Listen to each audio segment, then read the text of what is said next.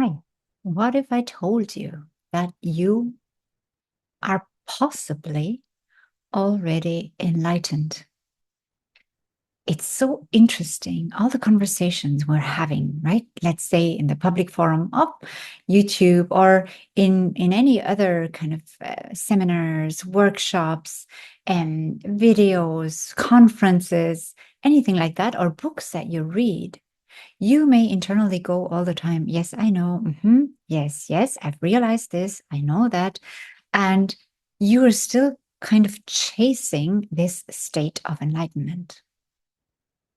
Now, I have made an interesting realization, or I throw it out here as a perspective that you could ponder.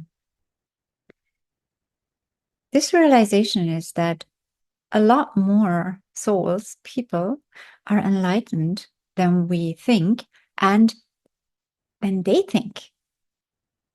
Because what does it mean to be enlightened? What does it mean to be awake?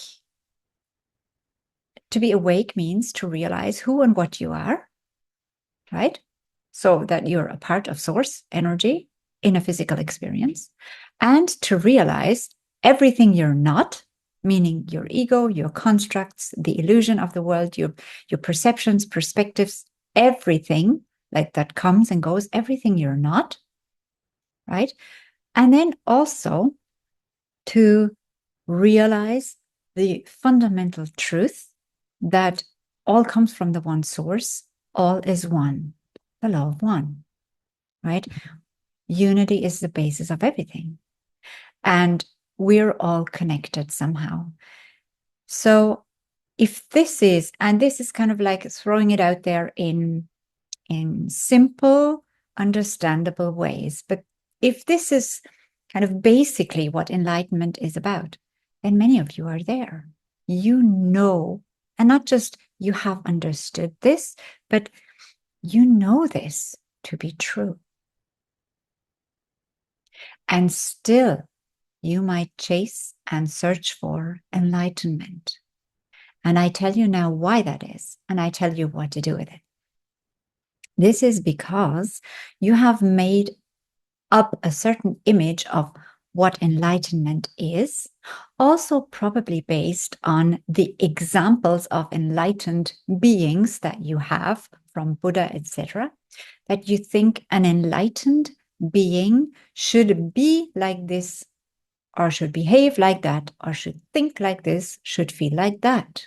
Okay, so you have a certain concept of an enlightened being and what this would look like. And you find yourself nowhere near that image, right? And this goes for most. Nevertheless, what if I told you you're possibly enlightened anyway? And that enlightenment is not a kind of a one moment thing, that it's a process, and that the process of enlightenment has different stages, but it begins with the awakening to who and what you are, who and what you're not, where you come from, what the source of it is, and that everything is interconnected and how everything works. And so many of you already know this, the conversations that we're having, like, you know this to be true. You have realized it, meaning you have remembered it. You're remembering this because it's not even actually a realization. It's more like a remembering. Yes, I know this to be true. So now you have this human and you have your awakened state, if you want to kind of have these two. And you still identify with the human, okay, with like your limitations, because what you discover, even though you know everything, you have awakened, or you're in the process of awakening, of becoming conscious of everything unconscious that's there. You become conscious of your beingness, meaning your I amness. You still deal with the 3D world. You still live within the limitations of your body. You still live within the limitations of your thoughts, of your mind. Now, becoming conscious means that you become conscious of what you think. You become conscious of what you feel. You become conscious of how you experience the limitations. And then you also use these consciously for the greater purpose of your real beingness, right? So, but this is something that happens every day, which means once you are enlightened, once the light of consciousness is shining into you, has enlightened your mind, and you know who and what you are, and that all is one, all is connected, then what? It does not stop there. And so often the concept could be, once I'm enlightened, everything gets sorted. I no longer have to deal with anything in the 3D world, leave alone having to deal with my own 3D self, because that will just be gone, right? You may just have this vision that you no longer are you, as in the human you, and you're just this divine being glowing with light. If we look at enlightened people, though, right now on the planet, and there are lots of them, there are even lots on videos on YouTube, that's not how it works. And sometimes when you listen to their stories, they talk about years of integration, of the remembrance of the enlightened state. Meaning, you will not stop being human once you're enlightened or awake. But you will have to integrate your awakened state into this human experience by staying awake, meaning you have to keep observing you, the human you, which you disidentify from. And you begin to observe it, to realize what is truly me and what is not me. And then you also begin, and this is the second part, and for many of you, this is a key point because you have a mission here. For many of you, it requires that you start using the human self for your mission, for your purpose, why you're here.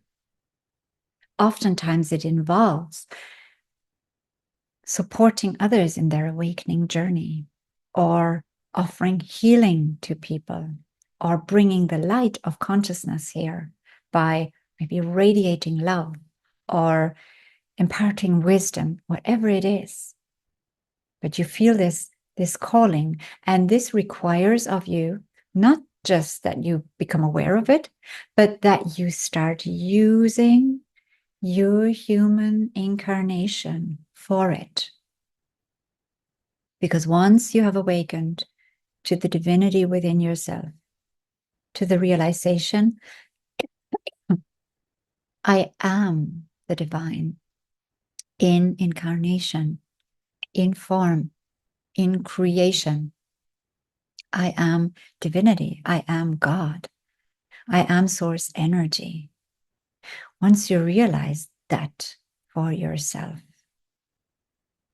you have the opportunity then to inspire and lift up this human experience into a higher frequency. Meaning with an image, you create heaven on earth, and the same within you. And by that, by you realizing this, I am the divine. Here, there's nothing else but the divine. Everything is the divine. So the same goes for me. Then you start responding and observing the world and choosing a perspective of divinity interacting with the world, not you as your name and as your personality. And divinity has a total different objective, if you want to call it that, or something different in mind than the human. Because divinity, the God within you, always calls you home, calls you into more and more beingness of who and what you truly are, coming into alignment, meaning coming into that peace, into that joy, into that love state.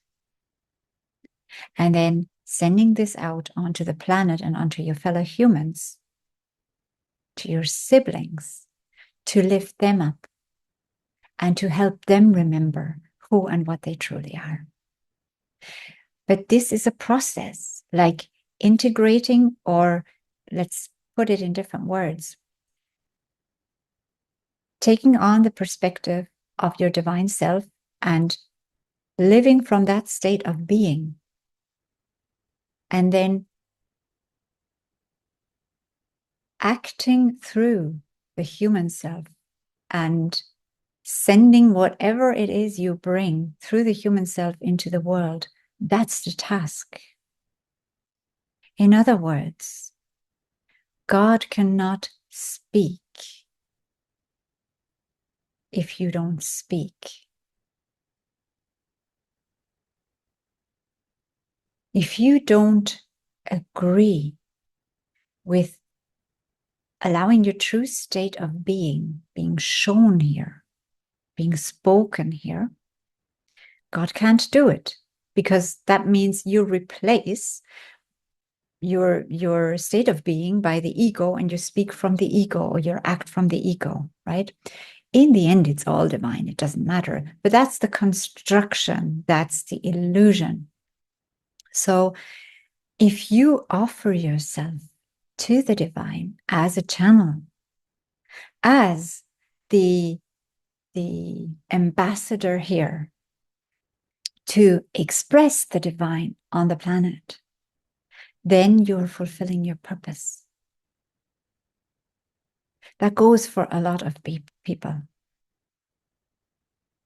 And unless we're willing to do that, like, of course, God speaks directly all the time, but many people can't hear it.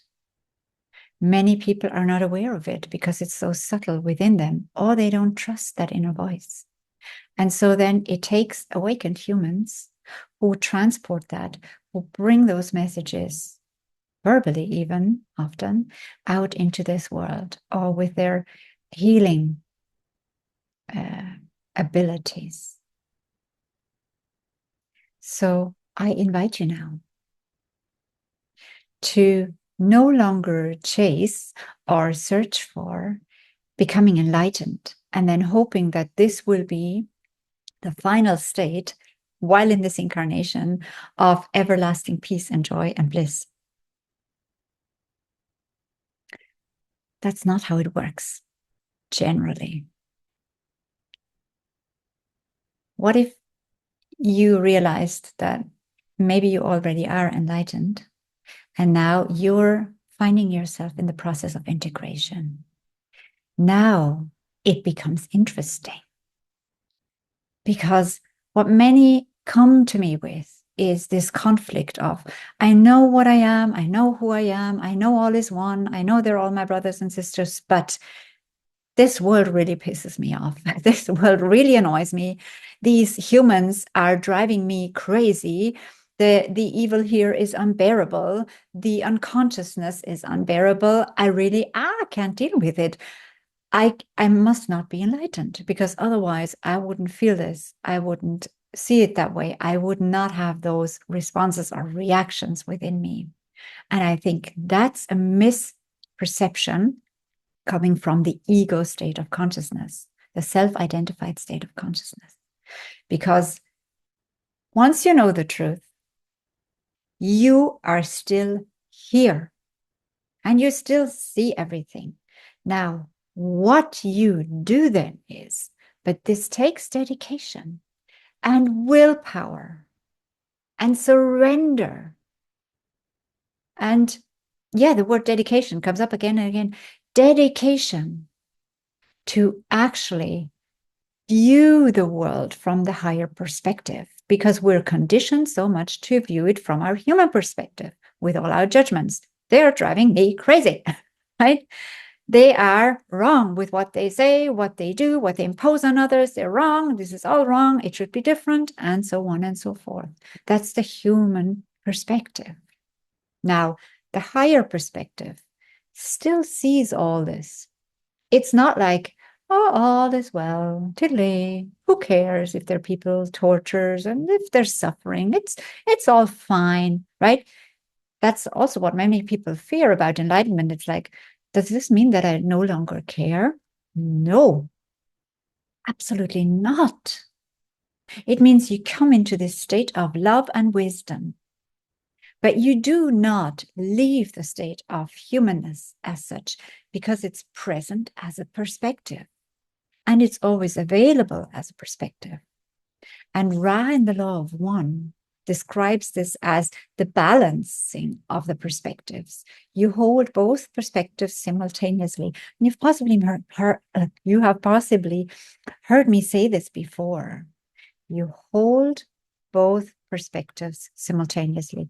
And I apologize if there is now some kind of a noise because somebody is cutting trees or something out there. That's why it's noisy. But I'll keep going anyway, and I hope that you can hear me. So you hold both perspectives. You do not drop the human perspective. That's not what enlightenment means, at least in the perspective that I want to offer, right?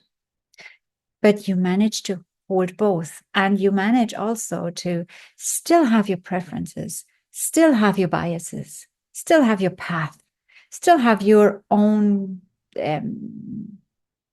slant on things, right? Your own viewpoint, while at the same time holding the divine viewpoint. And yes, in the divine viewpoint, all is well, always. But it doesn't mean that you stop being active in the world. Quite the opposite. But then you allow this divine perspective to inspire the human you to act in more and more divine ways, to speak in more and more divine ways, to think in more and more divine ways. And again, there is no judgment, as in the human is bad and flawful and so on, and the divine is the good perspective. It's all divine anyway. You as a human are divine. That's what many still can't see. And this is due to a lot of religious programming as well. That they say the human in me must die, as in it's bad, it must go, so I can be kind of holy and good. Well, no. And I'm going to make a whole separate video on this. This is kind of this Adam and Eve story, as in they've been bold, and so they were punished and sent to earth, and now we're all kind of condemned, and we're born with this sin, and there's nothing we can do, and so on and so forth. No. Not at all. Your divine creator created you. And whatever the creator creates cannot be less than divine. And the way you are is the way you are right now, right? So a lot of it is unconscious. A lot of it is programming. A lot of it is patterns. A lot of it is ancestral. A lot of it is karmic. A lot of it is unconscious. But does this mean bad? No, absolutely not. It's there for a reason. Otherwise, it would not be there, because God does not make mistakes. So it has to be, in some way, shape, or form, perfect, whichever way you are right now. So this notion that you have to condemn parts of yourself and then say, I need to ignore those or push those away if I want to live as an enlightened being, and just focus on the good bits. That means that you would be casting out parts of God. Because all is one. Everything belongs to that one. Everything, and not just the good things that we label as good. Everything, even the parts that don't know that they're divine, the parts that go, all the way into the other direction of separateness from God. And all the characteristics or traits that come with that kind of separation consciousness or service to self consciousness. But in the end, it all happens within the one divine consciousness. So you can release this notion that everything bad in you has to disappear before you can be enlightened. With the realization and remembrance that you are divinity on earth, you begin to take this. And usually with enlightened people, nothing more becomes more important than that. And this will guide you and drive you and push you and carry you into wanting to express and live and experience it more and more and more each day through your human experience. And you will realize there is nothing more important to me. I want to be my divine self, but I do not need to push any other aspects of me out of the way. They simply become transformed by the greater perspective, by the greater truth. And sometimes the greater truth is not seen because of the illusions I have created. Because of the illusions that are there, they seem more real than the truth. And this is usually that enlightenment process. And then the truth becomes obvious, but the illusion of the world is still there. And for the most part as well, don't forget, the world is still greatly, greatly unconscious. Meaning the people around you are. The consciousness around you is. So by you being enlightened, you cannot just snip your finger and then all of them become very pleasant, divine, loving, lightful beings in your life. But what you will start to see is every day gives you the opportunity to shine your divine light here, to bring the love and joy and freedom to your fellow humans. In whatever way you do that, you don't have to be a teacher, you don't have to be a spiritual preacher or healer or whatever. You don't. You can do this in your own ways. And you should do it in your own ways. So you realize, what is the lesson every day? How can I embody divinity more today? And you see every challenge as an opportunity.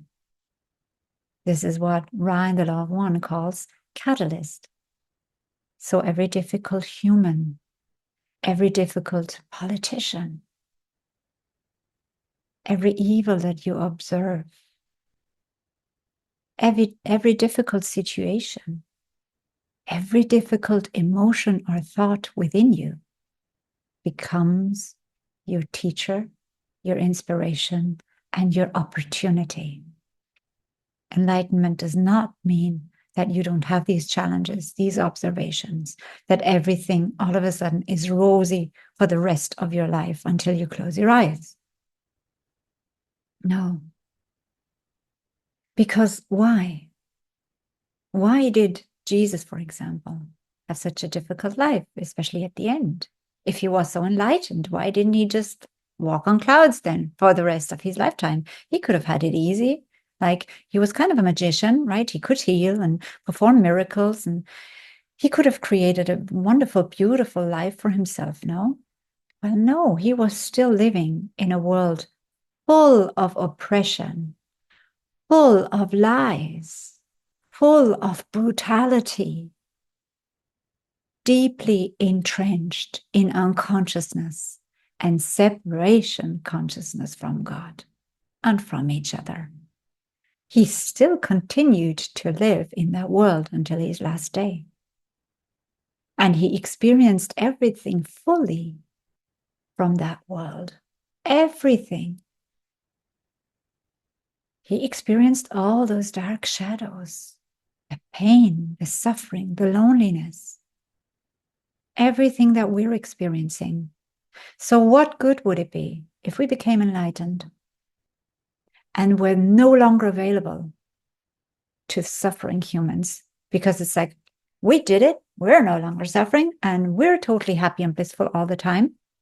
We know all is well, so you might as well suffer there. Nobody would be able to relate to you anymore if that was what enlightenment was. Because they'd go, well, good for you. My reality is different. I live a completely different life. In my life, there's still pain, and I was still left by my wife, or I still lost this person or the job, or I still am financially struggling or not fulfilling my purpose. My life is still meaningless. They would not be able to relate to you, and you would not be helpful one bit. So it's not about leaving this world while still being here. That's not why we want to be enlightened. The search for enlightenment, what calls us internally, every single spiritual being who is listening right now, it's your inner truth calling to be recognized. It's the divine in you, the divine remembering itself, but not so that you can then shut your eyes and ignore the world. In a way you do, because you see it for what it is. It's an illusion. But on the other hand, you don't, because you need to influence this illusion with consciousness. Consciousness needs to be injected into this unconscious world. Only by that awakening is possible. And every single one who wakes up does exactly that in their own specific, particular way. Bringing the light of consciousness onto the planet, enlightening the unconsciousness. So you can examine yourself now. Why was I, or have I been wanting to become more awake or enlightened? Was there part of me that was kind of looking to escape the 3D world? And there's nothing wrong with this. As soon as you realize it, though, and commit yourself to truly walking your path here in your human existence, not trying to escape it, you will see that there does not have to be a contradiction between your human self and your divine beingness. That it's one can be used as a tool for the other. And oftentimes it's the ego, right? It's the ego that wants to use you for the ego purposes. And awakening means you realize I'm not the ego. I'm my true beingness, myself, with a capital S. And I'm starting to use my personality, my human self, as an expression of who I am. So I invite you to look at this, to self-examine, to work with this, and let me know in the comments if this helps you, what you think and feel about this. And we'll talk again next time if you want to.